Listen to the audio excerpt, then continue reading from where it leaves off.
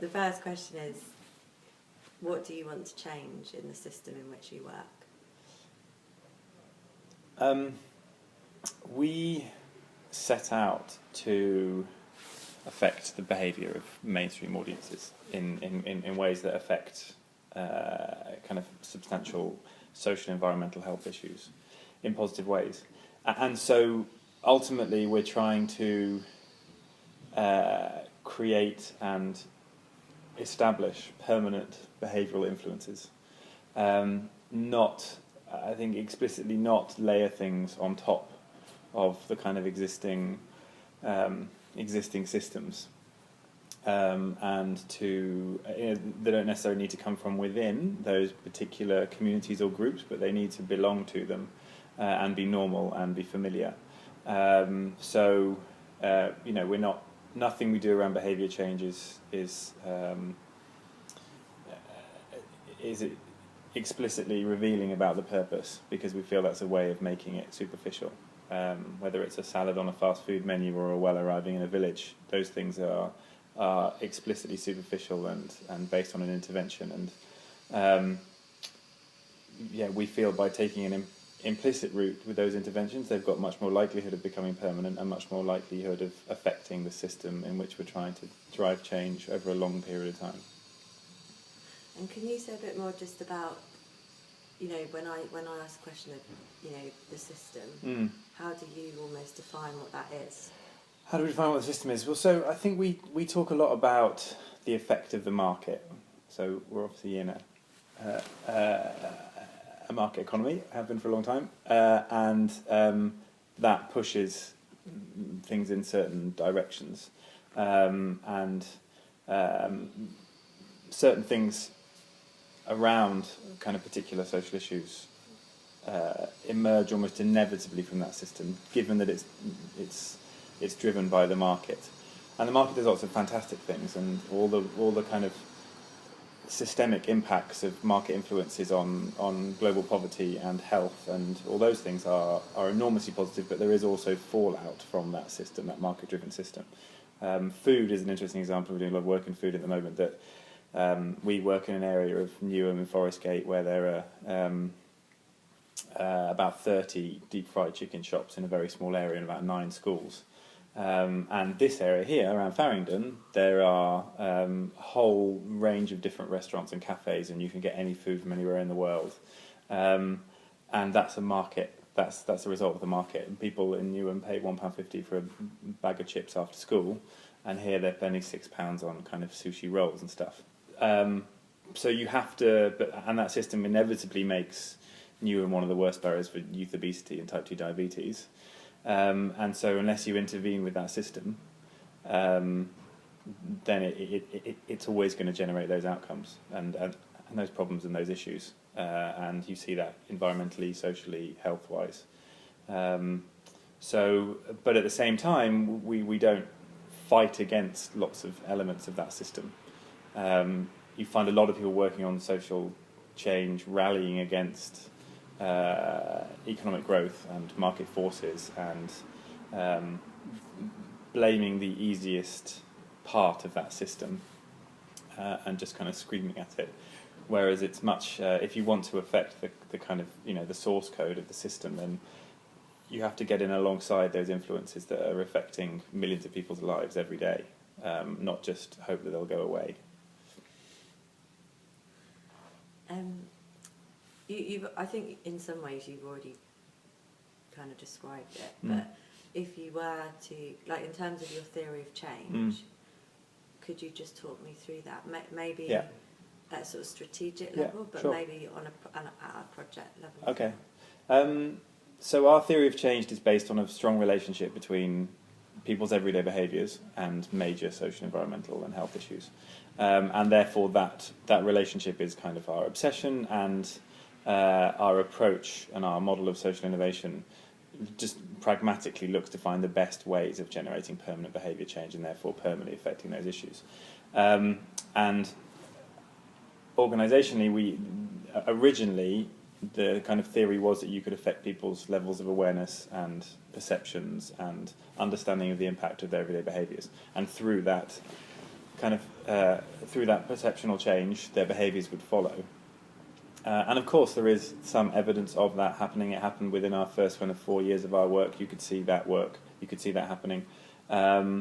But it's hugely limited in its effect for all sorts of different reasons.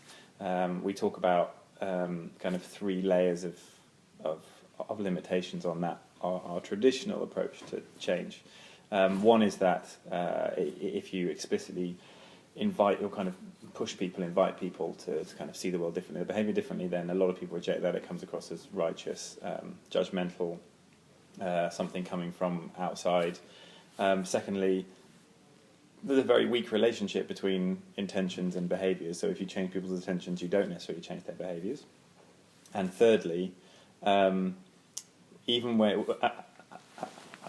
people know they're doing something good, it very quickly gets offset with something else. So you see this problem environmentally and around health in particular, that people will go for a run or go to the gym knowing it's the right thing to do, and quickly offset it with 6 things that they want to do instead. So that having that kind of artificial discrepancy between the right thing and the wrong thing causes kind of many layers of limitations of that kind of. So our theory of change is now based on much more direct behaviour change rather than intention change or people change. And we've looked for the most effective way of burying those behavioural influences in mainstream consumer culture, and quickly found our way to working on product and service development, because they define and shape so many of our behaviours, because they're the kind of most common language of kind of of modern society, and because nothing can really spread quicker than a popular product and the behaviours contained within them. 8 years ago, or 10 years ago, whenever it was, none of us had heard of Facebook. Now, a billion of us spend 8 billion hours a month on Facebook. I'm not claiming we're ever going to create a Facebook, but the behavioural impact of that kind of product growth is extraordinary, and we're only just starting to understand the impact of digital tools like that. So in that sense, although at the heart of the theory of change is a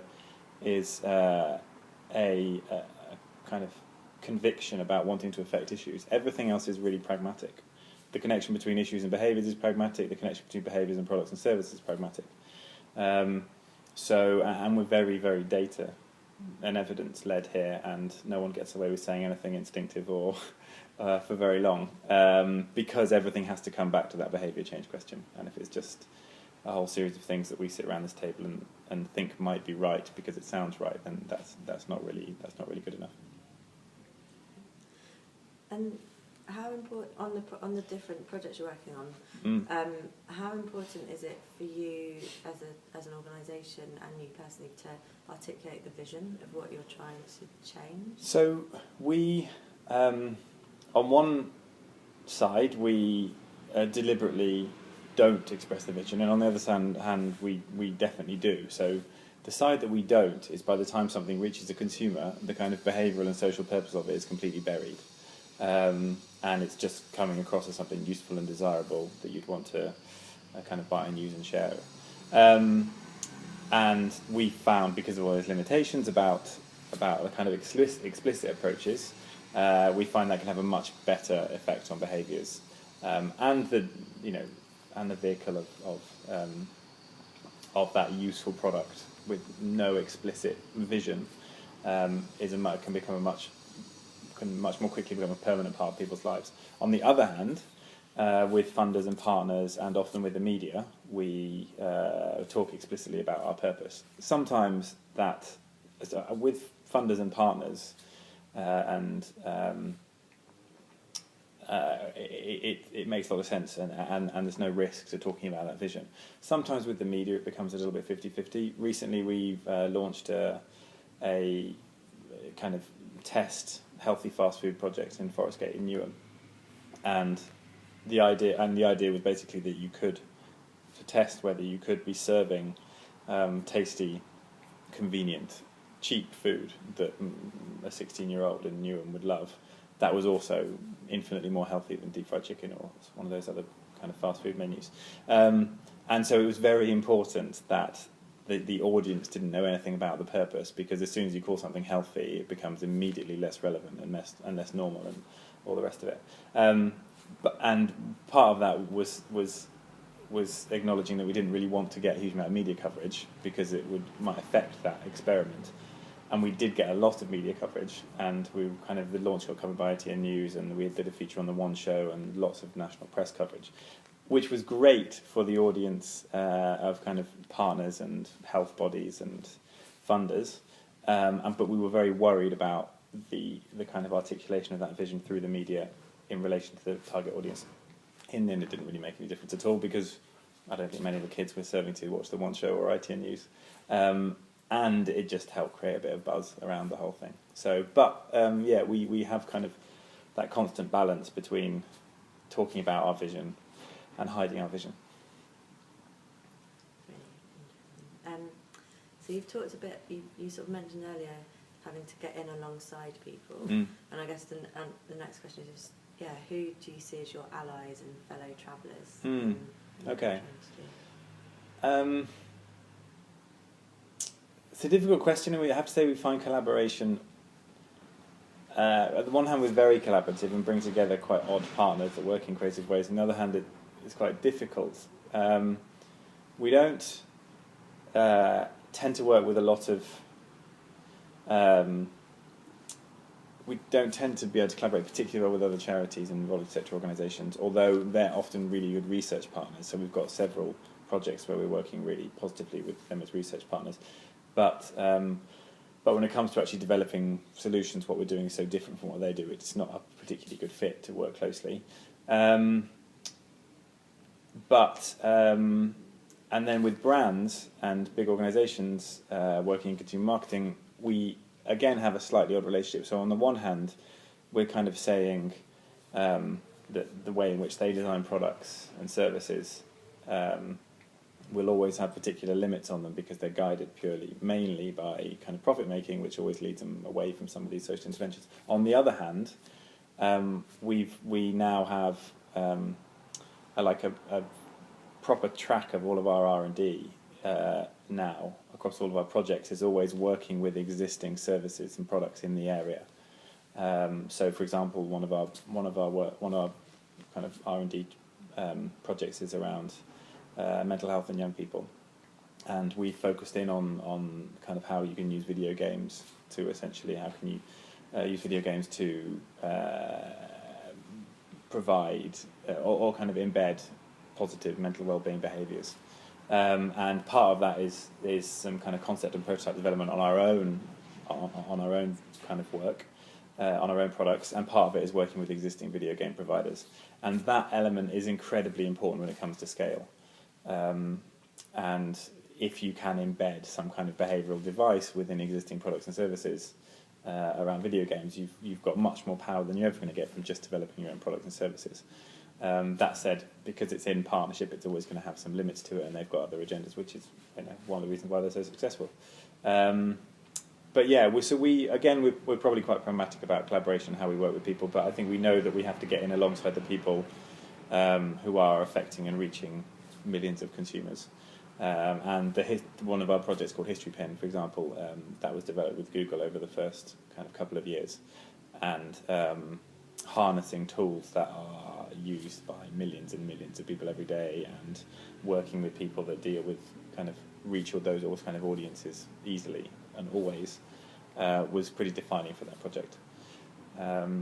So we work with kind of social sector and the academic sector on the research side, and then probably with the kind of consumer brands on the engagement side.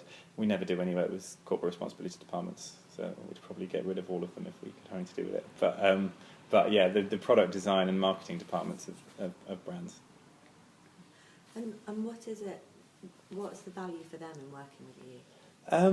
Not that I can't see that there is. No, well, but it's not. It's actually, to be honest, if you were a CR agency, a corporate responsibility agency, you would say, well, the value in working on a project with them would be good publicity, generating goodwill, showing that it's a business that does other things, appealing to consumers in different ways.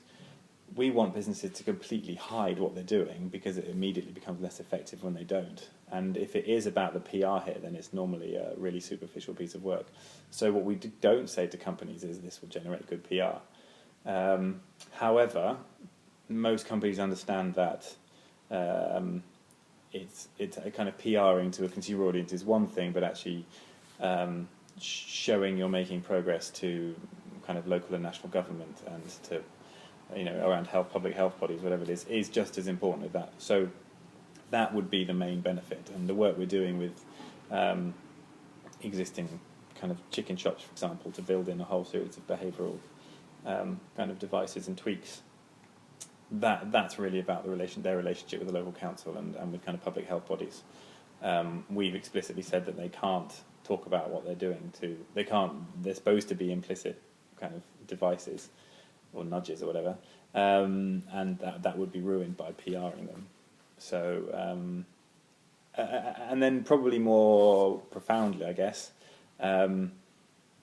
we've seen by having long relationships with people like Google and Sainsbury's, who have been doing this kind of work in clever, not just kind of PRable ways for a long time, that the relationship with your employees, relationship with your kind of board, relationship with your stakeholders can be much stronger if you've clearly got these kind of commitments, and not clearly in the way that you shout about them the whole time, but clearly in the way that you do them when they have an impact and they matter.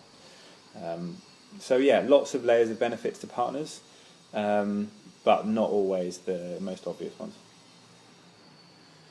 And then just the last sort of question, I was really struck by when we did the Nominate thing here.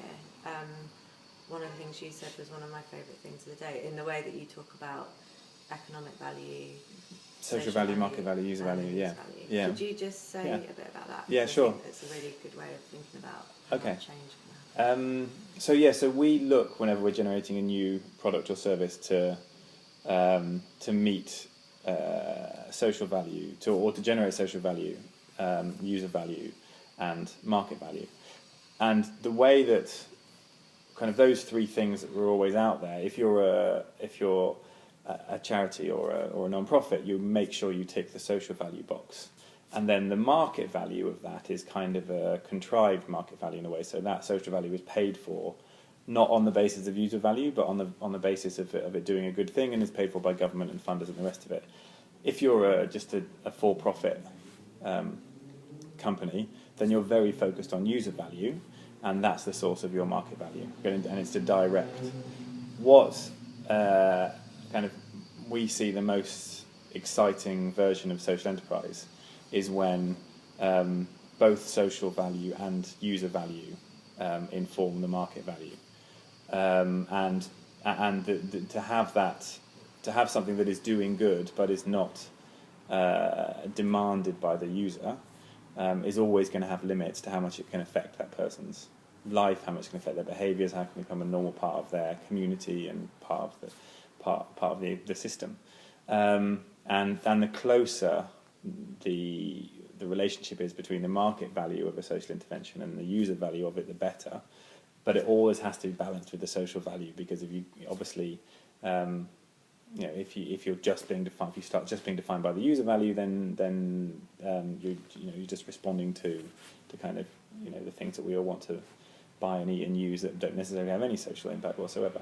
So a balance between all of those things, and an understanding that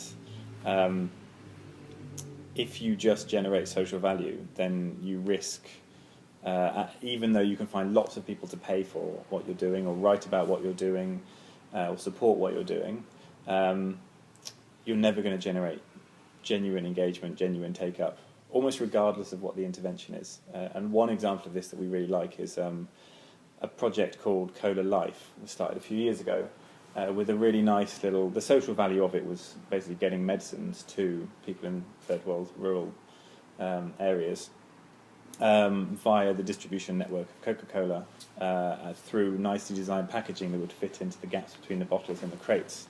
All very exciting, obvious social value.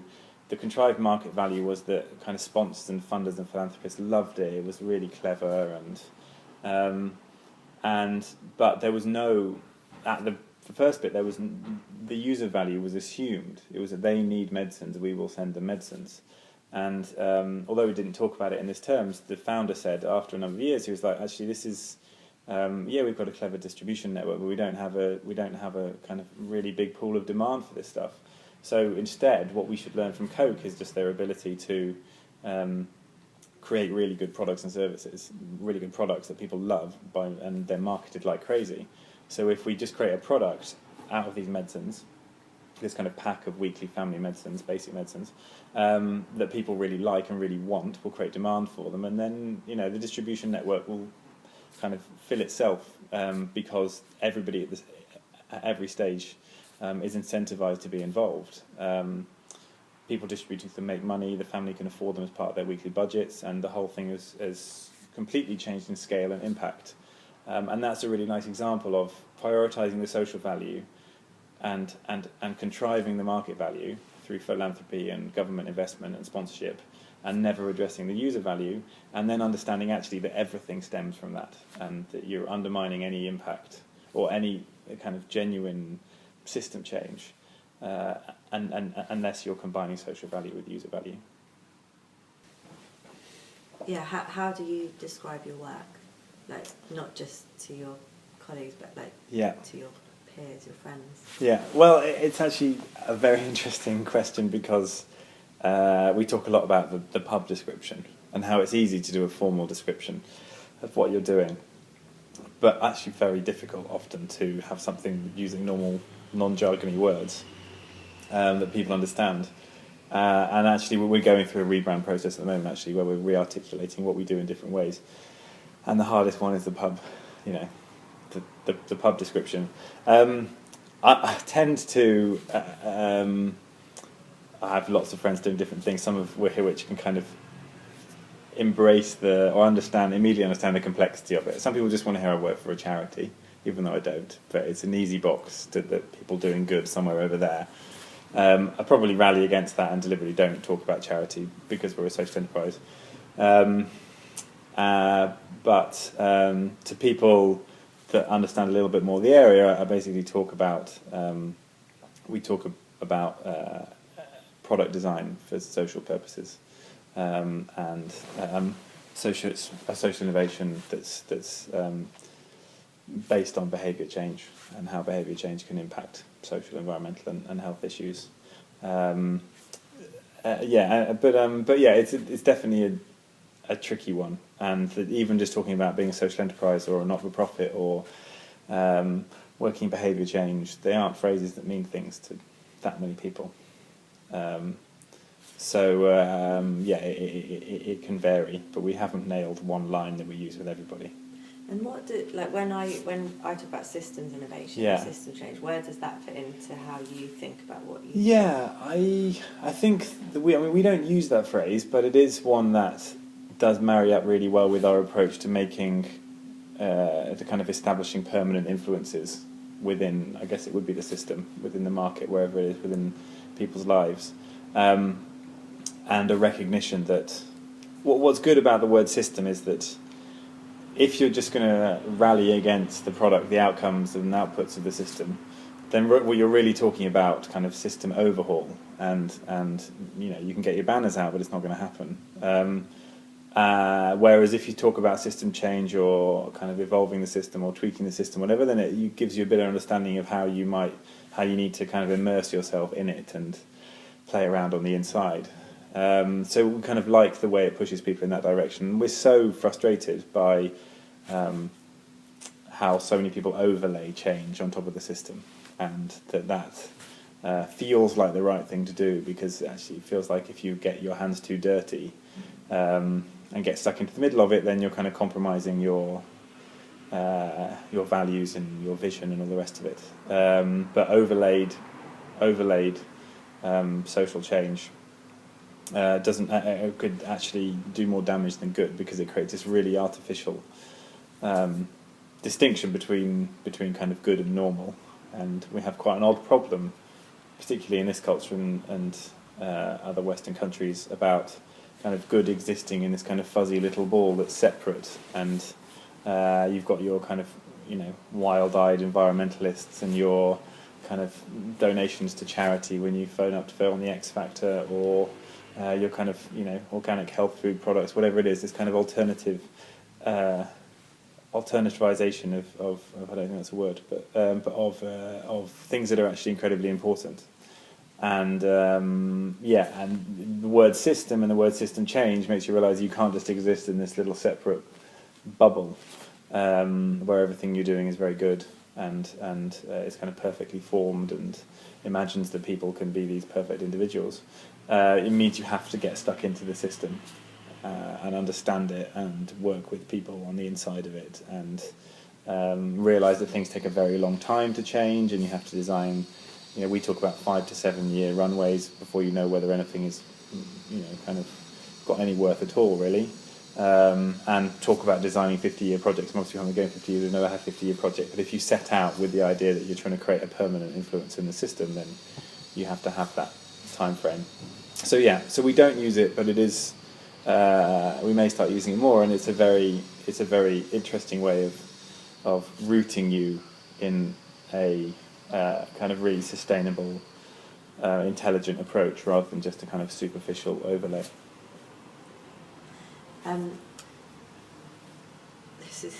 This question's a very sort of very practical level. Just interested to understand almost like what did you do last week? Like what, if you were to just talk through, obviously not in loads of depth. Sure, What does your work involve? What does the work involve?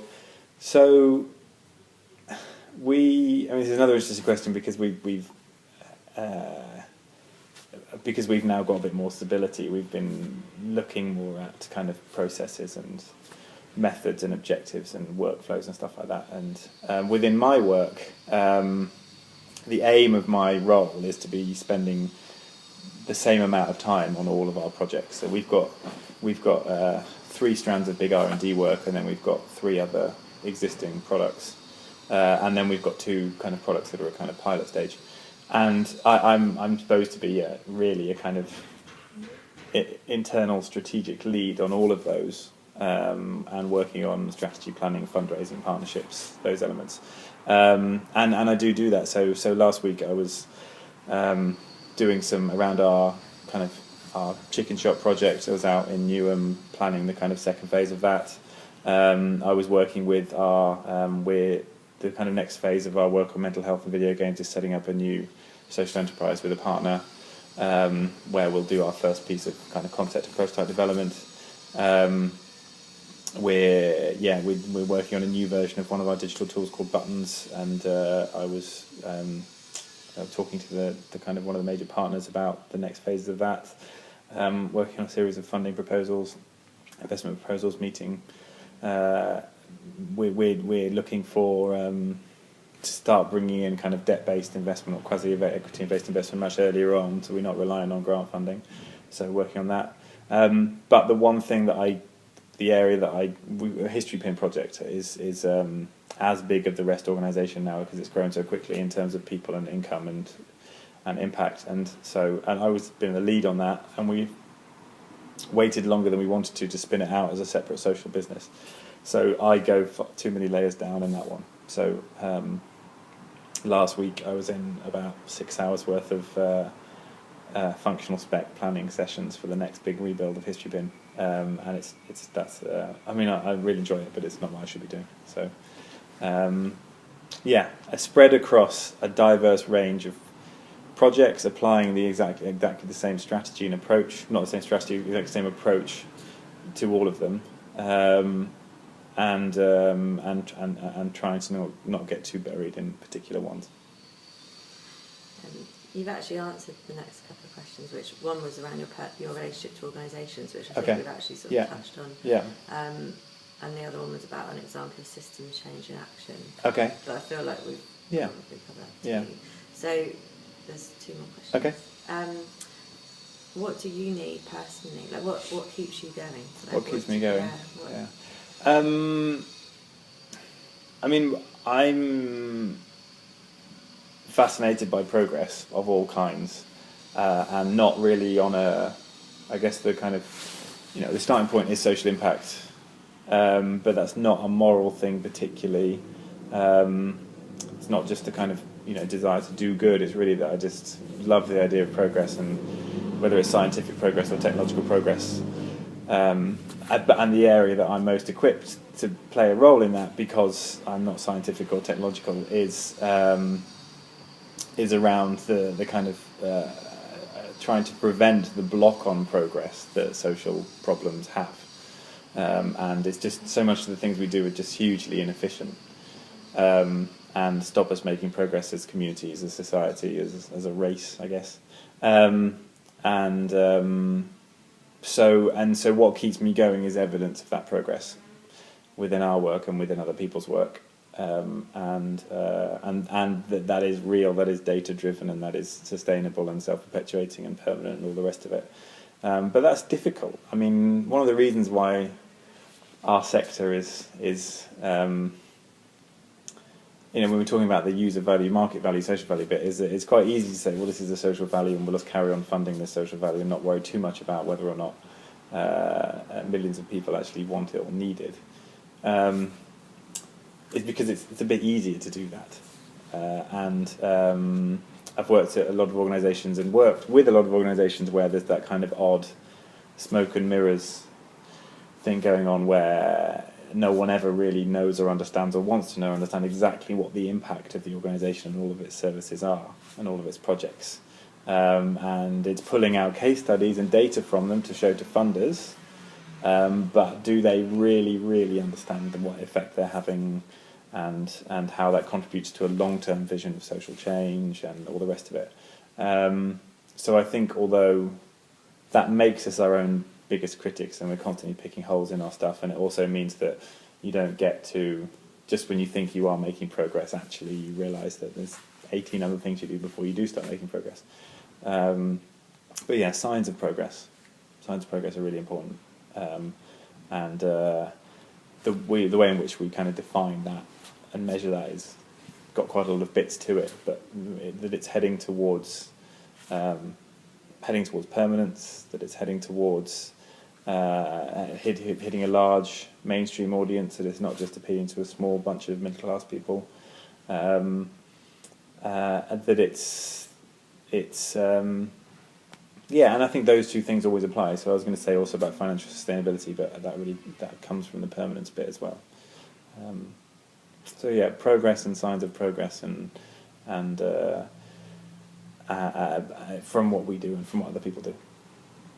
And what's really hard? Like, what's the struggle? What's really struggle? Well, it's all hard. I mean, I guess that point about the market forces within the system leading to particular outcomes, they are big, substantial forces at work. Those 30 chicken shops on Wood Grange Road in Forest Gate haven't appeared there by mistake. They've appeared there because people like cheap, tasty fried food, and they don't have much money in their pockets, and the market response is that. And if you're trying to fight against the market and with it at the same time, that can be really challenging. So you're trying to do two things, and again, with that example, you're trying to create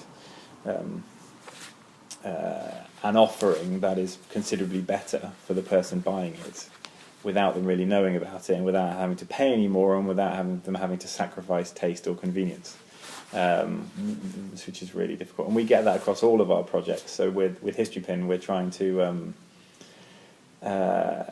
because we know that the behaviours connected to kind of local collaboration around memory, around heritage, are so positive and inclusive and intergenerational. But they are also inherently quite boring to most people. They don't want to sit around talking about stories of what the corner shop used to be. So you're fighting to use technology and creativity to bring that to life in a really interesting way. So it's always challenging, because you're always fighting against human nature, fighting against market forces, but that makes it more satisfying when you do make progress. But yeah, not only do you have to do everything that a consumer brand would do, a consumer product would have to do to make it popular, appealing, convenient, nicely priced, well marketed, and everything that a social organisation would have to do about making it deliver proper social impact, measurable, tangible, sustainable, all in the same thing. But yeah, that's great. That's great when it works, but challenging all the time. Last question is, like, who or what inspires you? Who or what inspires me? So, I'm inspired by scientists. So, you know, we read a lot of behavioural economics and social psychology stuff here, and are so kind of evidence and research and data driven that we kind of just love people who aren't having a instinctive response to problems and challenges. They're actually getting stuck into the data and the randomized control tests and all the rest of it. So someone like Daniel Kahneman or something like that, the kind of pioneer of social psychology, would be a huge inspiration. And someone like David Halpern as well, who has done so much work on the kind of tangible metrics and impacts that can go along with social capital, which is such an important force. And then a little bit closer to home, the two chairs of our board, David Robinson and Giles Gibbons, are kind of yin and yang. They both play a kind of mentor role with me, and David has been kind of working on the ground in one of the poorest communities in Europe for 30 years, and what he's done there is remarkable, and his understanding of that is incredible. Giles has been working with kind of the biggest brands in the world for 20 years, and it's got them to do an awful lot of stuff that they wouldn't naturally have done. And both of those rub off a lot on my work, and they have done for the last kind of 7 years. But and then also, there's people within this organisation that I've been working with for a long time, and who we've had, as any kind of growing organisation does, working in the kind of areas we're working in, you have your ups and downs, and you hit your roadblocks, and you have your funding issues and all the rest of it. But yeah, some people here have really fought through that, and it's come out to be a really small, tight team. And lastly, what would you like to see us do with this content, or what do you think we should do?